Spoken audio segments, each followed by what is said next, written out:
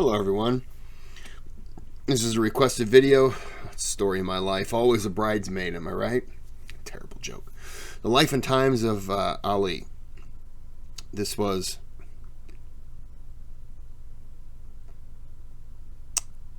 wow. Forgot the name. But in this artist rendition here, that's me right there. So I'm in this picture. But this was a request, so we're going to go ahead. What did I say? This was a request, so we're going to go ahead and do it. I think I said, this is a request, so... Khalifa Ali, fabulous he, Ali ibn Abi Talib. Strength of 10 regular men, take it from me.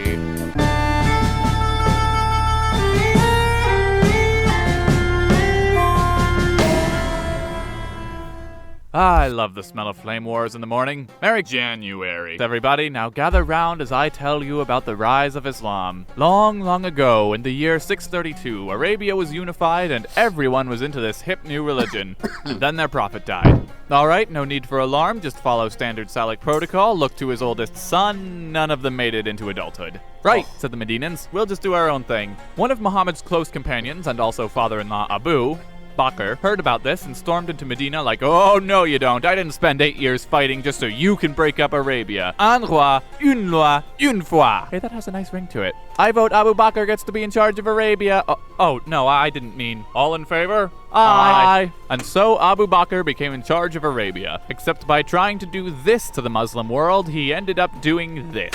You see, Ali, handsome as he, would have loved to be at this meeting since he stood a good chance of being Muhammad's successor. He wasn't his son, but he was his cousin and his son-in-law. Don't think about it. Plus, he was the first Muslim man and had fought in just about every battle for Islam. Not to mention, Muhammad made a big speech before he died telling everyone how they should consider Ali their Mawla, just like they did Muhammad himself. The meaning of Mawla is, debated. But at the very least, he was telling everyone Ali is a cool dude, if not proclaiming him his successor outright. Unfortunately, while Abu Bakr was handling the Medina problem, which to be fair had to be dealt with promptly, Ali was busy preparing his prophet's body for a funeral, and by the time he was done, it was a little too late to challenge the election. Abu Bakr, understandably worried about leaving a potential rival to his own devices, came to visit Ali, and Ali said, hey man, it's totally cool. You did what you had to do. The last thing I would want is to create a schism within the Muslim faith.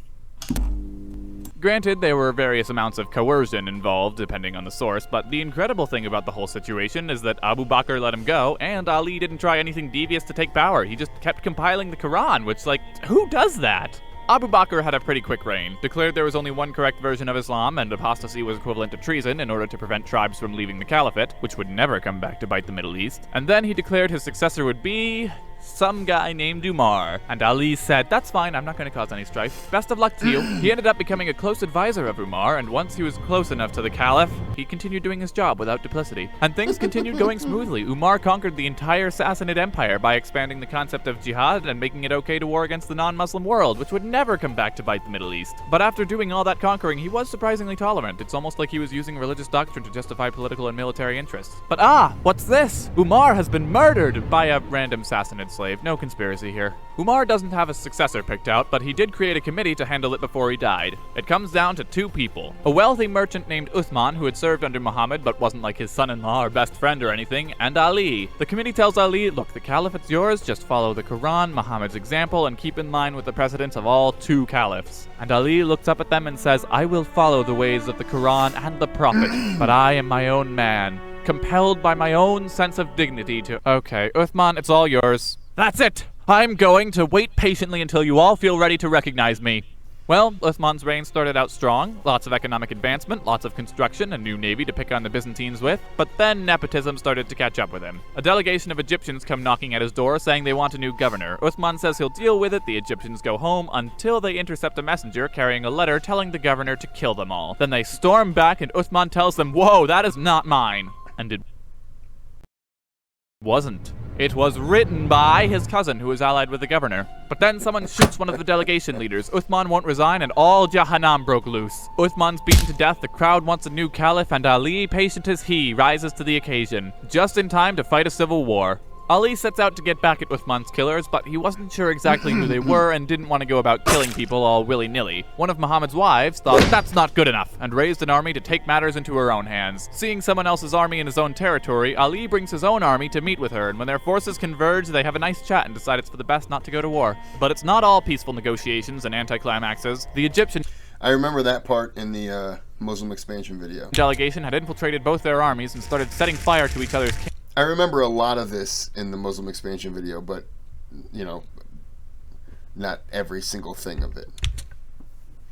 camps until a battle broke out. Muhammad's wife was captured, but they talked it out, and she was given a pension to live in Medina and not cause any trouble. But meanwhile, there's another threat to the caliphate to the west. Ali wanted to nab Uthman's killers, but he also realized they were mad for a reason, so he tried to fire all the governors who were part of Uthman's family, the Umayyads. Except the Umayyads didn't feel like getting fired, so they rallied behind the Syrian governor Muawiyah, who had a few tricks up his sleeve, namely having his army slowly encroach upon Ali's with the Quran attached to their spears so they wouldn't get attacked. So reclaiming the west turned out to be a bust, but meanwhile, there's another threat to the caliphate in Nahrawan. A group of soldiers had defected from Ali's army after he tried to negotiate with Muawiyah, so they made their own version of Islam where sinners were non-believers and Allah Abu Bakr, apostasy is treason, and Allah Umar, they declared war against the non-true Muslim world, i.e. the world. It was basically an early form of insert relevant terrorist group here, right down to the suicide attacks. Ali took the town, but the rebels had the last laugh. They wanted to take out Ali and Muawiyah at the same time, but while Muawiyah made it out alive, Ali misfortunately did not. And thus his sons were left to deal with radical terrorists on top of a civil war, embroiled in a conflict that would forever change the Middle East, a conflict that would tear asunder the Muslim faith, a conflict that I ain't got time for. Google it.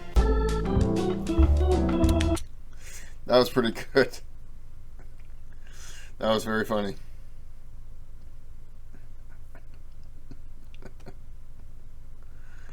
Wow. I see another one over there, but I'm not going to click on it.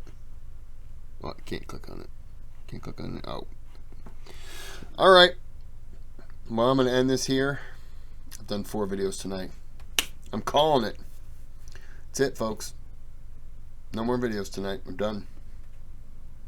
I know. You're probably sitting in the chat room right now thinking I'm going to join in and start dropping videos. Nope. Not happening. Go to bed. Why are you up? You're waiting up for me. Like and subscribe. Tickle them toes.